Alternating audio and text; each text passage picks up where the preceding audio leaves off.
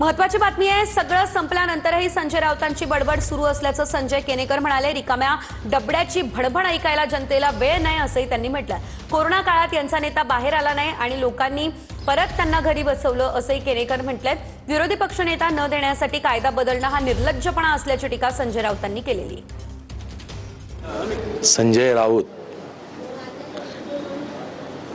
हे खऱ्या अर्थानं ज्या पद्धतीने बोलत राहतात त्या पद्धतीने ते एक तर मुंगेरीलाल की हसीन सपने सगळं संपल्यानंतर सुद्धा डबडं वाजवणारे हे संजय राऊत आहे। त्यामुळे रिकाम्या डबड्याची भनभन ऐकायला कितल्या राज्यातल्या जनतेला वेळ कुठे आहे?